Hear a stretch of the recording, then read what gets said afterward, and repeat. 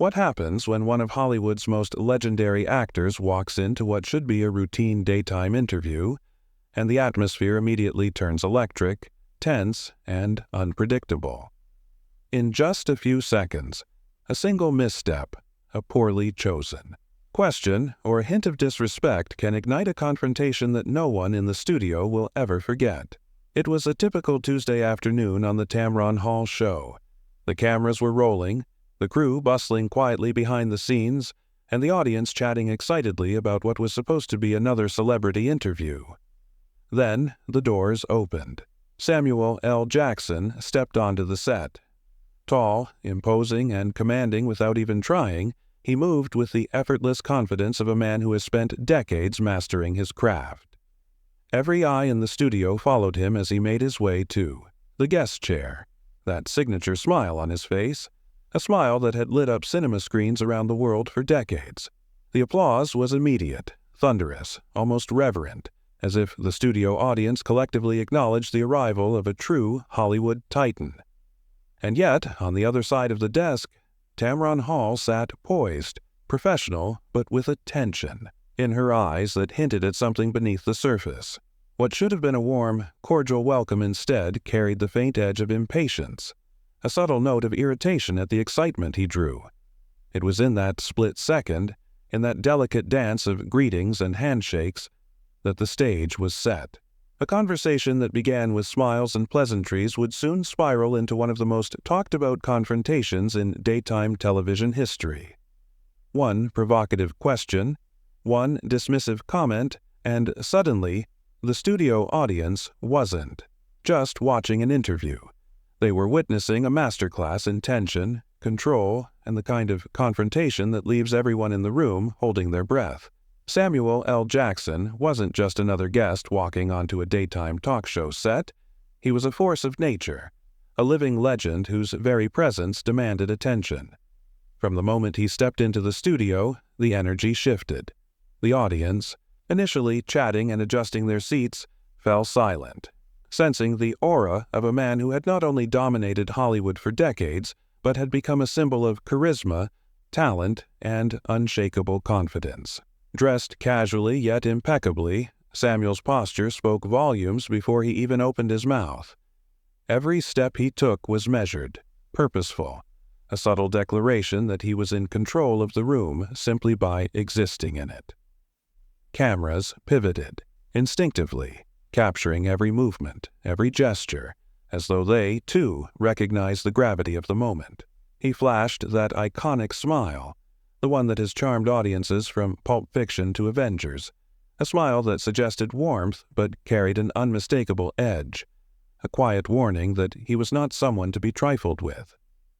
In those brief seconds, you could feel the weight of his career: Academy Award nominations, blockbuster franchises, collaborations with legendary directors, Quentin Tarantino, Spike Lee, George Lucas, every accolade whispered through the air, unspoken yet undeniably present. He had walked the red carpets of the world, commanded the attention of millions, and shaped the very culture of modern cinema. And now, here he was, sitting down for what was supposed to be a light-hearted interview, carrying the kind of gravitas that made it immediately clear this would not be an ordinary afternoon. The audience erupted into applause, their excitement almost vibrating through the floor, but Samuel, ever the professional, acknowledged them with a subtle nod, a calm grace that contrasted sharply with the storm brewing just across the desk.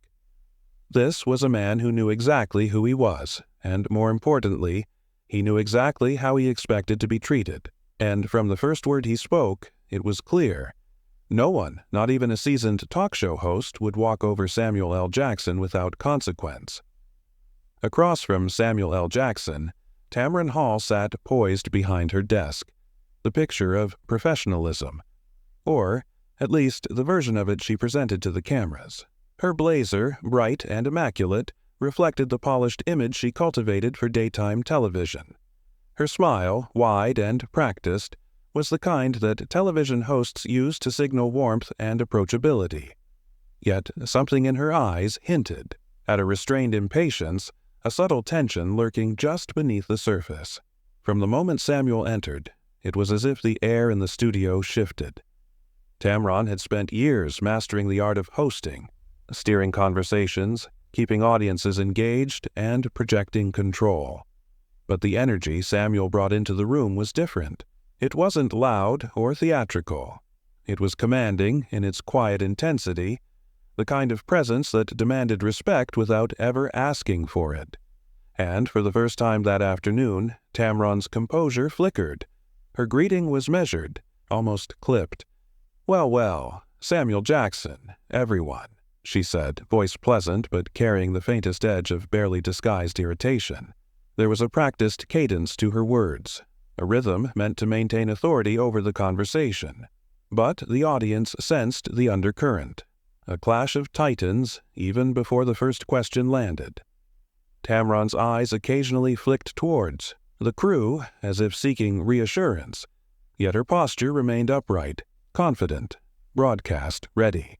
She leaned in slightly, signaling engagement, but the tension in the studio suggested that she was bracing for a challenge, perhaps one she hadn't anticipated. In that brief exchange of smiles and nods, the stage was set. Across the desk sat Samuel L.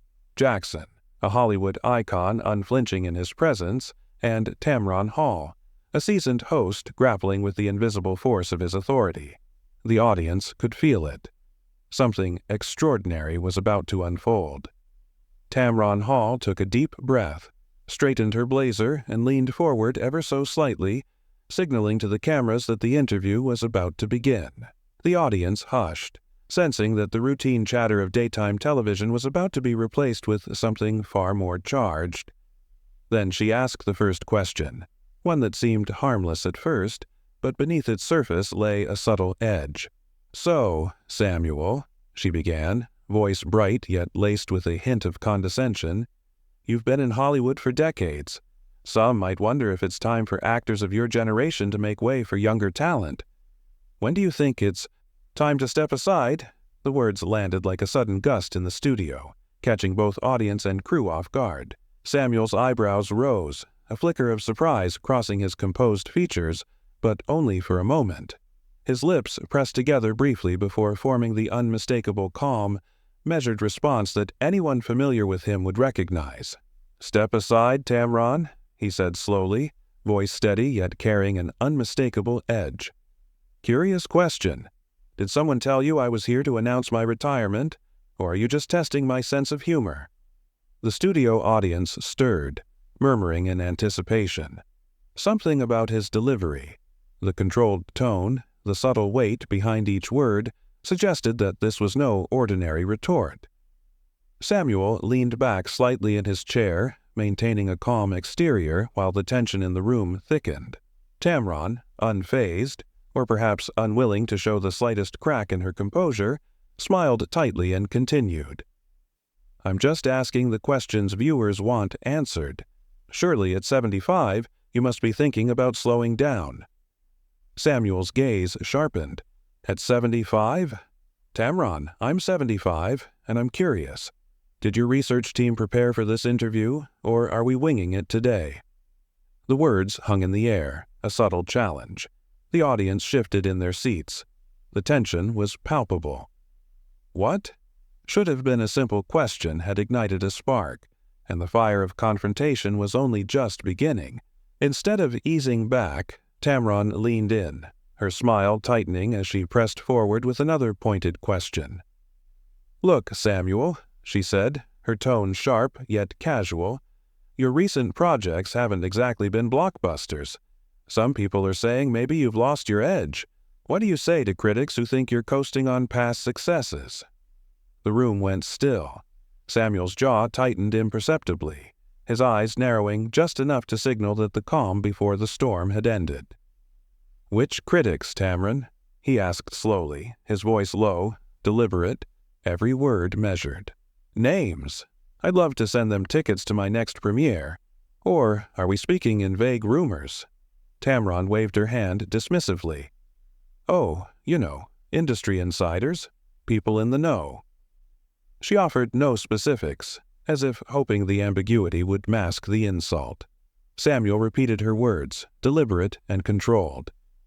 Industry insiders, huh? Interesting. Because just last week, I wrapped filming on a project 3 studios fought to produce. But maybe your insiders know something I don't. The audience shifted uncomfortably, sensing the tension escalating. The subtle murmurs grew louder, yet cameras stayed locked on the duo, capturing every flicker of expression, every micro-gesture. Samuel's hands, resting lightly on the arms of his chair moments ago, now gripped them slightly, signaling restrained intensity. Tamron, undeterred, or perhaps oblivious, pressed again. Sometimes Hollywood gives older actors projects out of nostalgia rather than talent, she said, shrugging as if the words carried no weight. Samuel leaned forward slightly, his gaze steady, voice calm but cutting. Nostalgia? Tamron, is that what you think my career is based on? I've worked with directors who shaped cinema history. I've starred in films grossing billions worldwide. And yet, here you are, implying it's all sentiment and nothing earned. Fascinating. The tension in the studio was thick enough to touch. The audience leaned forward instinctively, sensing that the confrontation had crossed a line, teetering on the edge of something explosive. The subtle tension that had been building for minutes erupted in a single, unavoidable confrontation. Tamron, emboldened, or perhaps blinded by her own arrogance, crossed a line. Samuel, she said, voice rising slightly, maybe the problem isn't Hollywood. Maybe the problem is you. The studio fell silent. Even the hum of the cameras seemed to fade as Samuel's gaze locked onto her, calm, yet charged with the authority of a man who had seen it all. His voice, low and steady, cut through the room like steel. The problem is me? He repeated, each word deliberate. Tamron, defending yourself against unprofessional questions isn't being defensive. It's having self-respect. Tamron waved her hands dismissively, a faint tremor betraying her confidence. Oh, come on, Samuel. Don't be so sensitive. I'm just asking questions viewers want answered. Samuel leaned forward, his presence filling the space between them. Sensitive. Tamron, the only person being unprofessional here is you. You've attacked my age, questioned my career, insulted my work, and now you have the audacity to suggest the problem lies with me. The audience gasped audibly, some gripping their seats as though bracing for impact. Samuel's calm had shifted into controlled intensity. Let me explain something, he continued, voice carrying decades of experience and authority. I came here to promote my work, not to be humiliated by someone who clearly forgot what professionalism looks like. I've worked with directors who shaped cinema history, been nominated for Academy Awards, grossed billions worldwide. And yet, you sit there implying my career is built on nostalgia. Tamron's smile faltered. Her hands, which had been animated moments ago, dropped slowly to the desk. She opened her mouth, but Samuel's voice, now carrying the weight of finality, left no room for interruption. This interview is over, he said, standing tall. I came here with respect. All I ask in return is the same. The studio fell into stunned silence. Cameras rolled, audience members froze, and for a moment, the world watched as Samuel L. Jackson reclaimed control, commanding respect with every word, every gesture, every unyielding glance. The energy in the studio shifted palpably. Samuel L. Jackson, having weathered the storm of provocative questions and veiled insults, now stood fully in command of the room. The subtle tension that had been simmering for minutes erupted into a palpable force. Every eye in the studio was on him, every camera focused, every audience member holding their breath. Tamron, attempting to maintain authority, tried one more barb. Maybe if you weren't so arrogant, Samuel, people wouldn't have problems with you. Samuel's eyes narrowed, his full presence bearing down with quiet intensity. Arrogance, he said, voice calm but heavy with the weight of decades in Hollywood. Confidence earned through decades of work is not arrogance. Arrogance is assuming you can insult someone who has achieved more in a year than you have in your entire career, and get away with it. The audience shifted uneasily. Samuel's hands rested lightly on the desk, but his posture radiated power. his gaze unwavering. "I came here as a courtesy," he continued, voice measured yet firm. "I came to talk about my work, not to be belittled by someone who forgot what professionalism looks like." Tamron opened her mouth to interrupt, but Samuel held up a hand, stopping her mid-sentence. "No interruptions. No excuses. The job of a host is to ask thoughtful questions, to respect your guest, to elevate the conversation, not to tear someone down." He leaned forward slightly, speaking directly into the camera. "Not just Tamron. To anyone watching, this is what respect looks like. To anyone watching, this is what professionalism looks like. And to anyone watching, let this be a reminder that your dignity is yours to protect, always." The studio fell into stunned silence. Cameras rolled, the audience remained frozen, and Samuel L. Jackson, with calm authority, had fully seized control. It was no longer just an interview. It had become a masterclass in composure, self-respect, and undeniable presence. Samuel L. Jackson straightened his jacket, the faintest hint of a smile tugging at the corners of his mouth, though there was no warmth in it, only the calm satisfaction of a man who had reclaimed control. Without another word, he turned toward the exit, each step measured, deliberate, carrying the weight of decades of experience and respect earned over a lifetime. The audience remained motionless, caught between awe and disbelief. As the studio held its collective breath, Tamron Hall sat frozen behind her desk, her polished composure cracking for the first time in the broadcast. The words she had wielded so confidently now echoed hollowly against the walls of the studio. Every dismissive gesture, every condescending remark, every attempt to assert dominance had crumbled in the face of Samuel's unwavering authority. She was left alone, her show still running, her camera still rolling, but her credibility hanging by a thread. Samuel paused for a brief moment, glancing back just once. His gaze wasn't angry. It was measured, deliberate, a silent lesson etched into the minds of everyone present. "To succeed," he said quietly, carrying his words to the cameras and the audience alike, "you don't tear others down. You lift them up. You earn respect. And when someone forgets that, it's your choice how you respond. I chose mine." With that, he exited the set. The silence that followed was deafening. Not just the absence of sound, but the weight of what had transpired. Studio crew, audience members, and viewers at home all realized they had witnessed something extraordinary. A masterclass in handling disrespect, in asserting dignity, and in commanding a room without raising your voice unnecessarily. Behind him, Tamron Hall remained seated, her face drained of color, surrounded by cameras that had captured the unraveling of what had started as a routine interview. Samuel L. Jackson had left the set, but the lesson lingered, unforgettable, undeniable, and irreversible. As the cameras slowly panned across the studio, the silence left behind by Samuel L. Jackson's departure hung heavy in the air.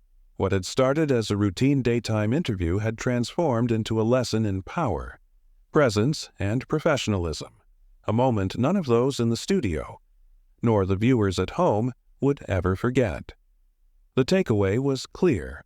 Respect is not something that can be demanded. It is something that must be earned. Samuel L. Jackson didn't raise his voice unnecessarily. He didn't lash out with anger, and he didn't let frustration dictate his actions. Yet, with every measured word, every poised gesture, he demonstrated the undeniable truth that self-respect and composure can command authority in ways no amount of theatrics ever could. Tamron Hall, despite her years of experience, had underestimated the force she was challenging. The incident reminded everyone watching that platforms and fame do not automatically confer wisdom or professionalism. True authority comes from mastery, credibility, and the consistent ability to conduct oneself with dignity, even under pressure. For viewers, this confrontation offered more than just entertainment. It served as a blueprint for handling disrespect in real life. Stand firm, remain composed, and never let anyone diminish your value. Samuel's actions were not just about reclaiming control in a television studio. They were about setting a standard for behavior, asserting boundaries, and holding others accountable without sacrificing grace. In the end, what audiences witnessed was more than an argument. It was a masterclass. A masterclass in presence, in discipline, in unshakable self-respect. Samuel L. Jackson walked off that set not just as a Hollywood legend, but as a living example of how to navigate conflict with power, precision, and poise. And for those watching at home, the lesson lingered. Success is built not just on talent, but on the courage to demand respect while offering it in return.